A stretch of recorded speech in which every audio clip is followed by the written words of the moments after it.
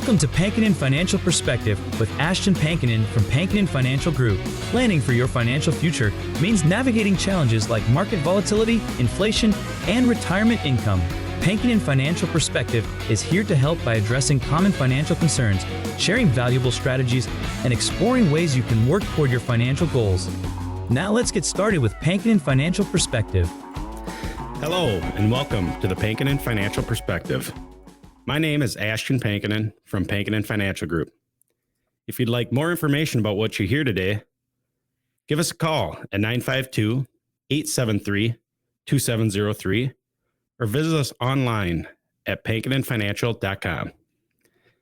And while at my website, click on the radio page, check out our past shows, or to subscribe to the Apple Podcasts, Spotify, or Amazon Music. Think back to perhaps the summer of 2024. The market and broader economy were stable, and because of that, you decided you're officially going to retire in 2025. But now we're here, and the first half of 2025, tariffs are dominating the news, the market had cratered, economy anxiety is surging, all of which begs to question, is 2025 still my year? During today's show, we're going to answer that important question. But before we get into today's topic, let me introduce my co-host, Tony Shore, whose steadiness I appreciate during times of financial volatility.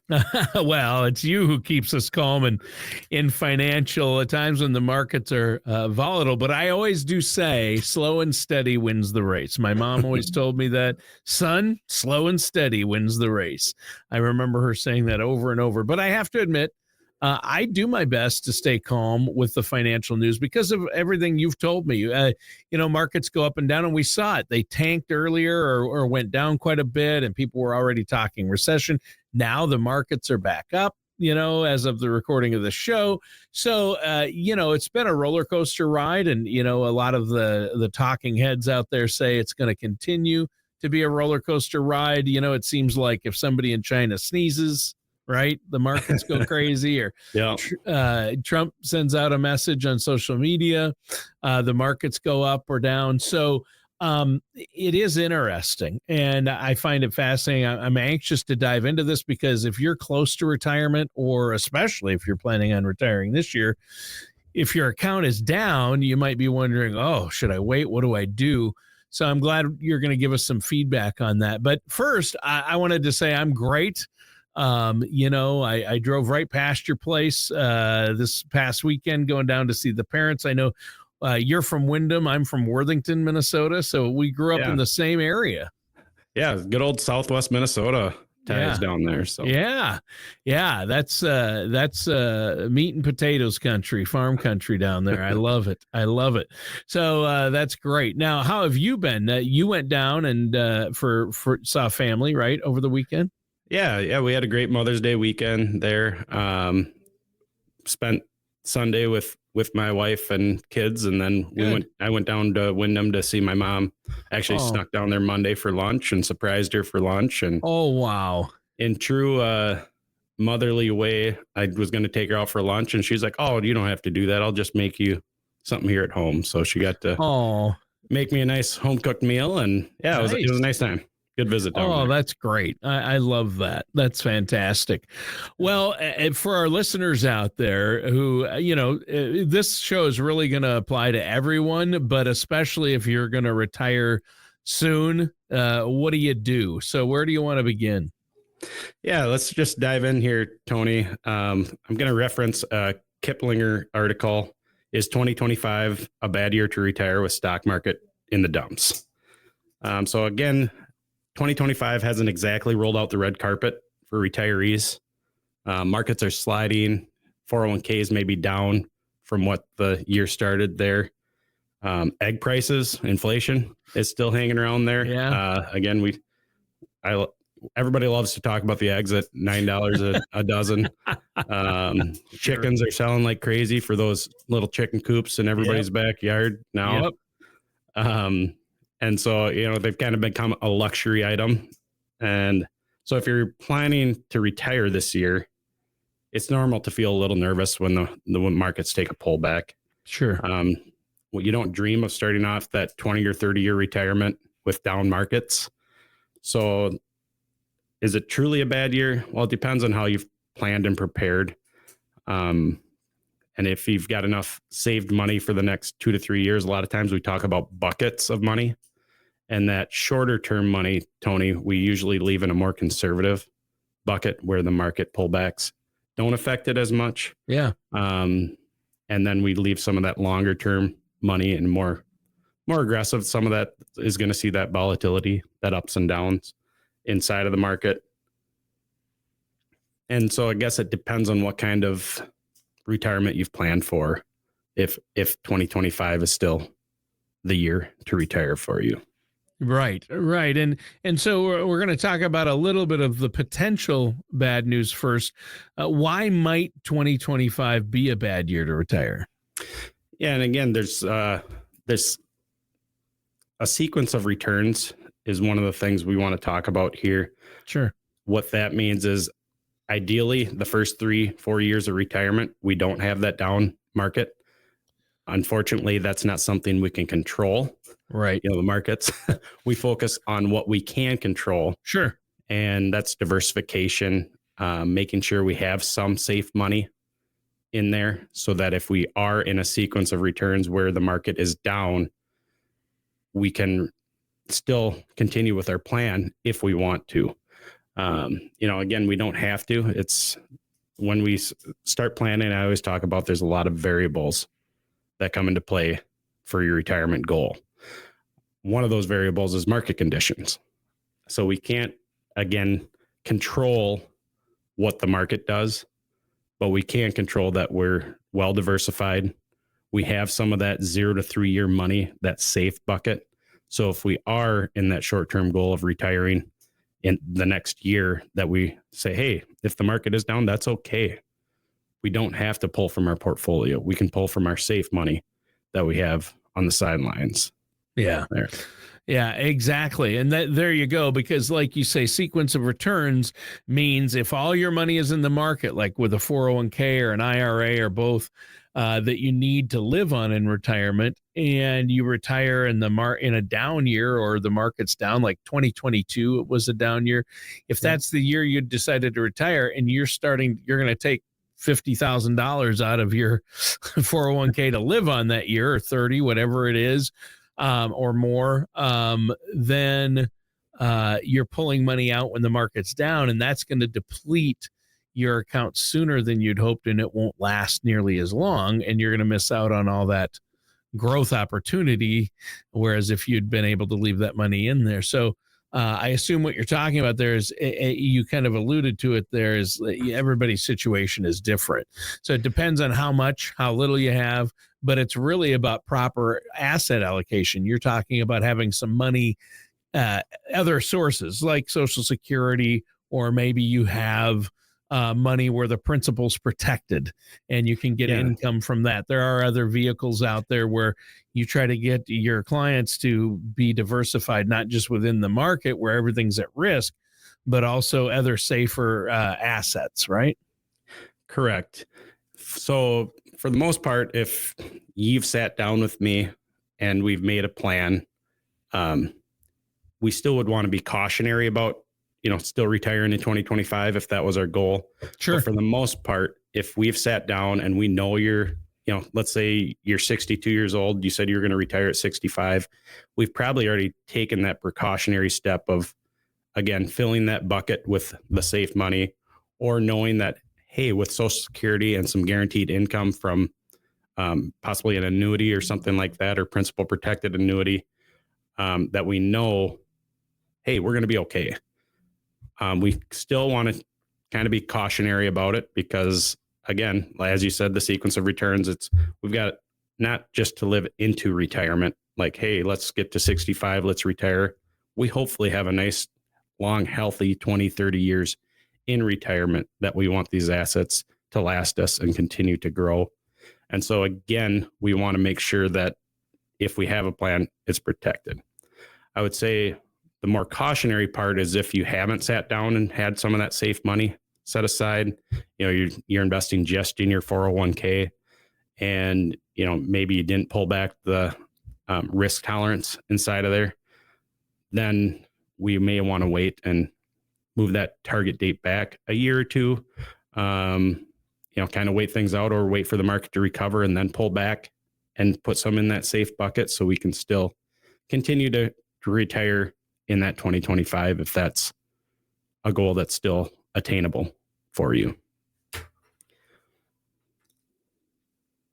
When we talk about market volatility, if you think back to the Great Recession in 2008, when the markets really tanked and took a big drop, or the COVID dip, right, at the beginning of COVID, people who stayed the course, they didn't just recover, they came out way ahead. And we've even seen that this year. The markets were way down.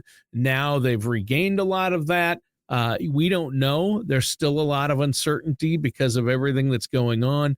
We're not 100% sure how it's going to play out. But you need a plan, and you need to be able to stay the course, make a few adjustments along the way. And you're right. Maybe you will have to work a little longer, but you don't know. Maybe you won't have to. You don't know unless you're working with a financial services professional like yourself, who's going to look out for your best interests and go over everything and say, okay, here's what you need to live comfortably on. Here's where we can get that. You can let this over here grow, things like that. But again, you can't just panic. You don't want to lock in losses, right? Yeah. And I mean, ideally, everybody wants to buy low and sell high. Right. That's the ideal situation. In 2020, we had the dip for COVID. Yep. And as long as you didn't panic and ride it out, like you had said, we recovered actually very quickly from that one. Yep. I actually had one client who I couldn't talk out of moving to cash.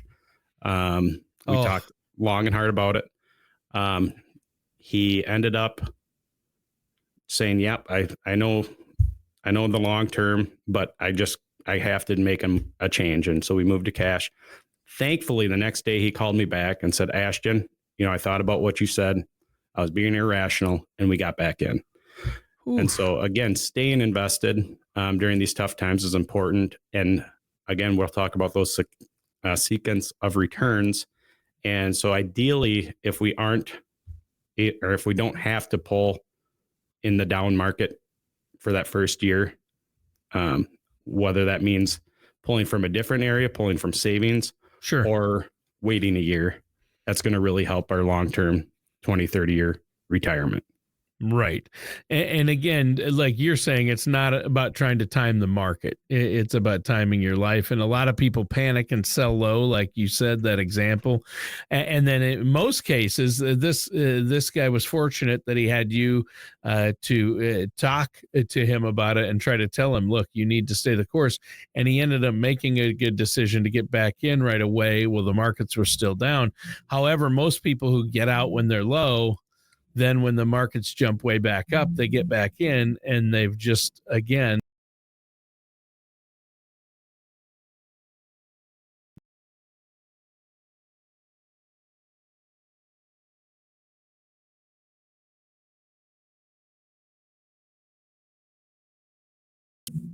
to ride it out. You're at the bottom of the market. Everybody's crying, the sky's falling. And so that's where it's important to have a financial professional to help you stay the course, ride that roller coaster ride. Ideally, invest some more in that down market. Yeah. The number of people that have told me that, the market's down, I quit contributing to my 401k. And then they'll say, I got back. Now I'm going to invest more because it's doing well. And so again, ideally, consistently investing, don't make changes to that 401k contribution, or if you do, maybe increase that contribution. Yeah, when it's down, that's the time to increase because you're buying low. And you're right, but it's human nature to do the opposite. And I know I've said this on a past show probably, but the stat that's still true today, over 90% of individual investors end up buying high and selling low. The opposite of what they should do. Over 90%. And the percentage that do that, who are working with trusted fiduciaries, financial professionals, is astronomically lower because they have a plan and they have somebody who isn't tied to it emotionally, who's looking at it with wisdom and experience, able to tell them, no, here's your situation, here's what you need to do, right? Yeah, and most of the time we end up, again, having that bucket of money if you've sat down ahead of time. I've had a few clients, hey, Ashton, I'm thinking about retiring tomorrow. And it's like, whoa, hopefully we're in a situation where we can do that. But, if we have that plan in place 5 years ahead of time, we take an opportunity when the market's up. So again, that selling high to move money to something more conservative. Yeah. If we're still 5 years out and the market's down, hey, maybe we ride this out. Let's wait for it to recover to get up to that. Again, we might not hit the peak, but again, to recover from a downturn and then move some money to that conservative bucket to get us through those first years of retirement, knowing that we won't need to draw from investments if they're down. Right. And during those first few years, again, if the investments are up, we'd be able to draw from those as well. Again, trying to sell high and buy low inside of there. Yeah. Yeah, that's the thing. So if our listeners out there either don't have a plan in place for retirement, or they want to get a second opinion on where they're at, maybe they're going to retire in the next 5, 3, 2, 1, or trying to retire this year, how can they get a hold of you to set up that there's a no charge and there's no obligation consultation with you? Yeah, that's a great question, Tony. You can call our office, 952-873-2703. Again, that's 952-873-2703. Visit our website, pankinonfinancial.com. That's PANKONIN financial.com. And check us out, visit our office, give us a call, and we'd be more than happy to see if there's a time that works to get together and at least give you a second opinion, or for a lot of people, a first opinion on, hey, are we going to be able to hit our retirement goal?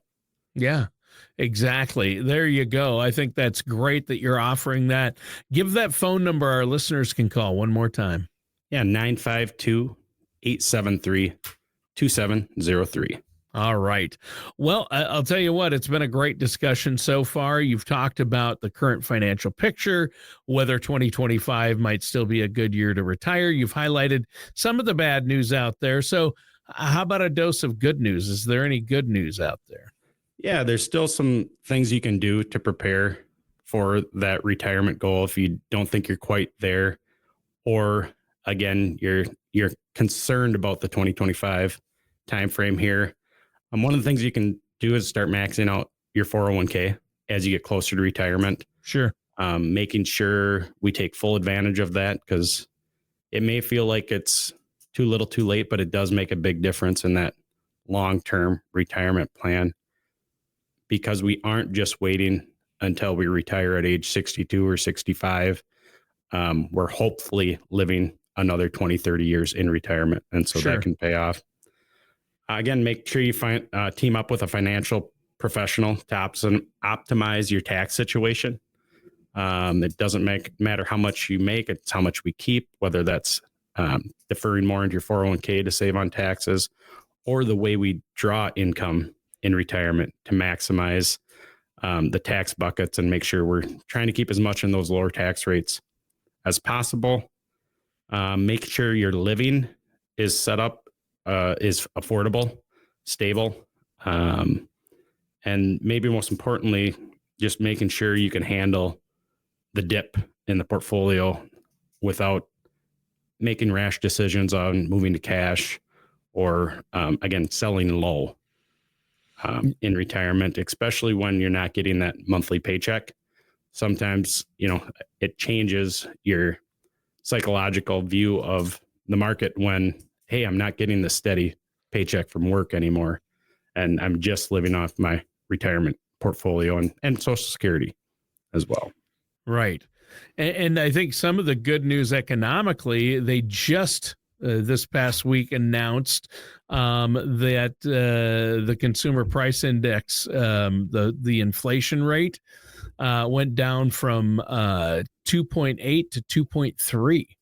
So it's actually, inflation actually dropped a little bit the rate of inflation. I mean, it's still an increase of 2.3%. People don't realize that things haven't dropped. There, people are probably saying things aren't dropping in price. And no, they're still going up, just at a lower rate. And that's what we want. Yeah, normally inflation's around 2%. We're getting close, right? Yeah, that helps. The past few years, there was times where it was at 7 or 8% inflation rate. Almost at 9. Yeah, almost at 9%. So inflation is coming back down to more historical levels. It'll take a while to average back out, I'm sure, if you take a look at the last few years anyways. And again, that's why it's still important I talked about that 0 to 3 year bucket of more conservative investing. We can't just take it all at retirement age and stick it under our mattress. Right. Because old inflation, the deadly killer, the silent deadly killer, inflation comes to rear its head. And so, but it is a positive thing that in 2025 so far, inflation is down. Yeah, that's good. And I think, the things you went over, hey, if you can take advantage of your 401k match, max out your contributions, this is a great thing that'll help you. Work with a financial professional, make sure your living situation is affordable and something that you can stand, right? Those are great. And I think if you get those ducks in a row, that is good news. And again, we keep stressing this, and it's not just a shameless self-plug, but whether it's you or someone else, Ashton, people need to be working with a financial services professional. That is how they're really going to be able to make it and help determine whether, is this my time to retire? Can I do it? Right? Yeah, correct. And just to I know we talked about maxing out that 401k, even if you're not able to, just taking full advantage of your employer's match can make a big difference too, Tony. I'll give one example here. Let's say your company matches 100% up to 5% of your income and you make $70,000 a year. That 5% ends up being $3,500 plus they match $3,500. And so you're putting away $7,000 a year into your retirement account, into that 401k consistently. And over 10 years with an average of a 7% rate of return, that's more than $100,000 that ends up being in your retirement account. That you would be giving up if you weren't putting in that full amount to get the full match. Yeah. Correct. Yeah. And it's crazy what, again, we've talked about this before. Compounding interest is a beautiful thing. And that little change can make a big difference in your retirement plan. Yeah, exactly. Huge difference. Not a little difference, but a big one. The power of compounding interest. It's the eighth wonder of the world. For sure. I've often said pizza is the eighth wonder of the world, Ashton, but I'll give it to compounding interest. We just had this discussion on pizza yesterday. I'm pretty sure I could eat it for every meal if I wanted to, between like barbecue chicken, pizza, and then if you could have your choice of variety, I could eat it every meal. There's no problem. That's not even a question. We got to diversify our pizza choices, though. Yeah, yes, you need it. You can't just go, I couldn't eat pepperoni pizza every meal of every day. Yeah. I could make it a while, but I'd need a little diversity in there. As much as I love the standard pepperoni or even cheese, you got to have some diversity in there, right? Yeah, for sure. You got to have a balance in your pizza intake. You have to have the balance just like you do with the different buckets of money in retirement. Yeah. Planning, exactly. Right? Financial planning. Yeah, that's good. What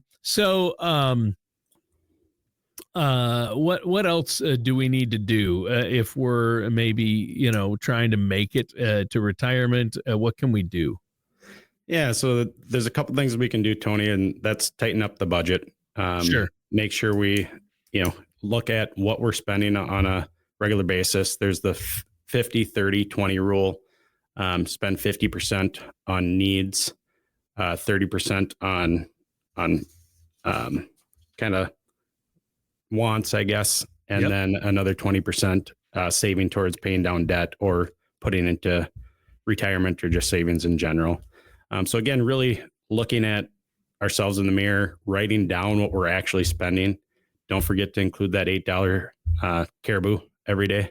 Yeah, That adds up quickly. it does. I don't have to write that down. That doesn't matter. Well, it does add up over time. Yeah, everything matters. Everything adds up. So you got to really keep track of everything. And, there are apps to help, or if you're, you might be an old school pen and paper person, that's fine too. But you really do need to keep track. People don't like it when you talk about budgets though, Ashton, but people, I don't know why they have an aversion to that word, budget, but it's really more of a spending plan. And the more you do that, the more you'll be ready to retire, right? Yeah. And so again, looking at that spending, making sure we are paying down that debt with the extra money we find from budgeting. Extra subscriptions. Do I really need, 3 Netflix subscriptions and another streaming service that I haven't logged into in 2 years? Right. Those types of things. So lowering those expenses and then using that extra money to save more for retirement. Everybody's different. I know a lot of people listening right now have opinions. Well, I know my dad told me, or my neighbor did this, or my brother did this, and they filed at this time. And that's the time when I'm going to file because of this and this. But everybody's situation is different. And there are over 20,000 calculations, the software that you use to run that report for people. And you input their personal information, their full retirement age, there's